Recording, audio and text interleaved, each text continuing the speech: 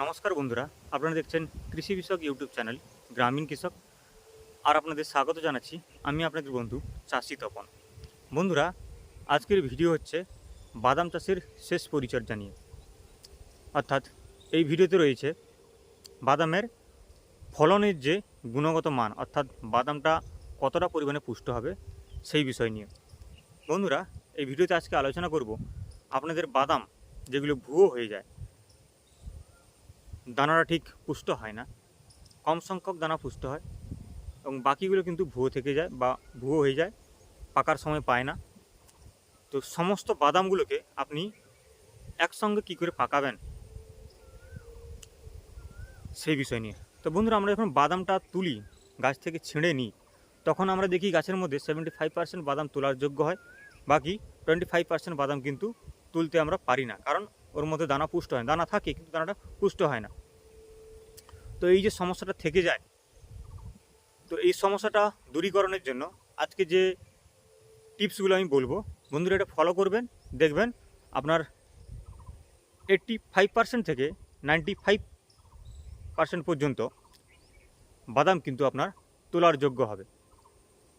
আগে যেটা করতেন কি, ফেলে দিতে হতো, সেটা আমাদের কোনো কাজে লাগতো না, কিন্তু এই পরিচর্যার পর আপনারা দেখবেন আপনাদের সমস্ত বাদাম, ম্যাক্সিমাম বাদামগুলো 95% পর্যন্ত বাদামগুলো কিন্তু আপনার তোলার যোগ্য হয়ে গেছে, যার মধ্যে দানা কিন্তু পুষ্ট।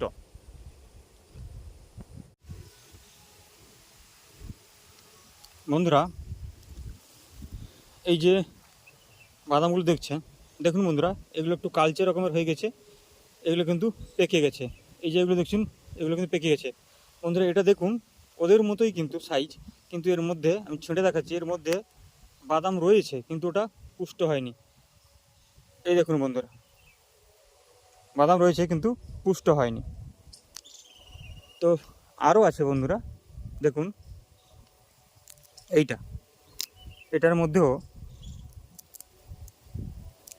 দানা রয়েছে। দেখুন এই দানাটা দেখুন, একটা দানা ঠিক মতো পুষ্ট হয়েছে, হালকা হালকা বা কম আছে, এর পুষ্ট কম হয়েছে, কিন্তু আরেকটা দানা পুষ্ট হয়নি। তো আমি এই পুষ্ট বাদামটা তুলে দেখাই।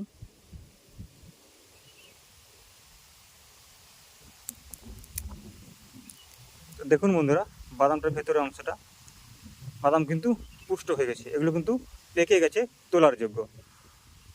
তো এই যে গাছটা তুলেছি আমি, এই গাছটার মধ্যে আমি দুটো ফেলেছি, 3টে, 4টে, 5টে, 6, 7, 8, এই বাদামগুলো কিন্তু পাকেনি। তো বন্ধুরা, এখানে আমি 8টা বাদাম ফেলে দিতে বাধ্য হচ্ছি, কারণ এগুলো পাকেনি, ঠিকমতো পুষ্ট হয়নি, বাকিগুলো কিন্তু পুষ্ট হয়ে গেছে। তো বন্ধুরা, এই যে বাদামগুলো আপনাদের দেখালাম, এগুলো পুষ্ট হয়নি, এই বাদামগুলো যাতে পুষ্ট হয়ে যায়, এই অন্য বাদামগুলোর সঙ্গে একে আমরা কিন্তু তুলতে পারবো। তো তার জন্য বন্ধুরা, আমি যে পরিচর্যাটির কথা বলবো, সেগুলো আপনারা কিন্তু মনোযোগ সহকারে শেষ পর্যন্ত দেখতে থাকুন, এবং বিভিন্ন চাষি বন্ধুর মধ্যে ছড়িয়ে দেওয়ার জন্য, অনেক চাষি বন্ধুর মধ্যে ছড়িয়ে দেওয়ার জন্য ভিডিওটিকে কিন্তু শেয়ার করে দেবেন। আর আপনারা চাষি বন্ধুরা, আপনারা কোন পদ্ধতি অবলম্বন করছেন সেটা কিন্তু আমাদের কমেন্ট বক্সে জানাবেন, এবং এখান থেকে আমি এবং আমার যে শ্রোতা বন্ধুরা, দর্শক বন্ধুরা রয়েছেন, তারা কিন্তু এখান থেকে অনেক উপকার পাবেন।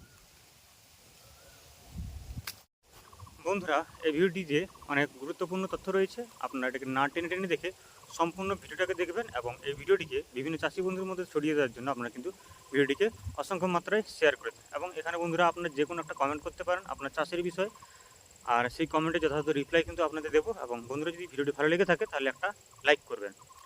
আর যে সমস্ত চাষি বন্ধুরা আমার চ্যানেলে নতুন এসেছেন বা দর্শক বন্ধুরা, তাদেরকে বলবো আপনারা আমার চ্যানেলটিকে সাবস্ক্রাইব করে পাশে থাকা বেল আইকনটিকে প্রেস করে দেবেন, এবং এতে কী হবে, আমার দেওয়া ভিডিওর যে নোটিফিকেশান আপনারা কিন্তু সঙ্গে সঙ্গে পেয়ে যাবেন। তো বন্ধুরা, এইরকমই গুরুত্বপূর্ণ চাষের গুরুত্বপূর্ণ আপডেটগুলি আপনারা কিন্তু পেতে পারেন। তো বন্ধুরা, এইভাবে আমার চ্যানেলের সঙ্গে থাকবেন এবং আমাকে সাপোর্ট করে যাবেন। তো বন্ধুরা, যে পরিচর্যাটা হচ্ছে, আপনারা ব্যবহার করবেন এনপিকে ফর্মে রয়েছে 0050, অর্থাৎ পটাশ, সালফেট অফ পটাশ তো এটা আপনারা ব্যবহার করবেন 80 থেকে 85 গ্রাম পর্যন্ত, এবং এর সঙ্গে আপনারা নেবেন বোরন। আর এটার ডোজ হবে বন্ধুরা 20 থেকে 25 গ্রাম পার 15 লিটার জলে।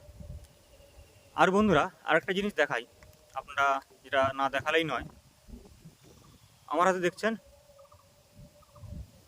এটা হচ্ছে বিগ গেইন। তো এটা আপনারা ব্যবহার করবেন 10 ml পার 15 লিটার জলে। এটা কিন্তু একটা কাঁচের শিশি, এটা যেরকম সিরিঞ্জ দেয় ডাক্তারবাবু, সেই সিরিঞ্জের যে ওষুধটা একটা কাঁচের কন্টেনারের মধ্যে থাকে, এটা জাস্ট সেরকমই দেখতে। তো আপনাদের দেখাই এর মধ্যে কি রয়েছে। এটার মধ্যে যে কম্পোজিশনগুলো রয়েছে এটা দেখুন, অ্যালজিনিক অ্যাসিড 5%, আমলা এক্সট্রাক্ট 10%, অ্যালোভেরা এক্সট্রাক্ট 10%, এবং ভিটামিনস রয়েছে 2%। তো বন্ধুরা এটার কাজ হচ্ছে ফলগুলোকে খুব তাড়াতাড়ি পুষ্ট করে তোলা। যখন আপনার যে বাদামগুলো আগে থেকেই পুষ্ট হয়ে গেছে আর এবং যেগুলো পরের দিকে ধরতে শুরু করেছে, সবগুলো কিন্তু একসঙ্গে পুষ্ট হয়ে যাবে এবং একসঙ্গে কিন্তু তোলার যোগ্য হয়ে যাবে।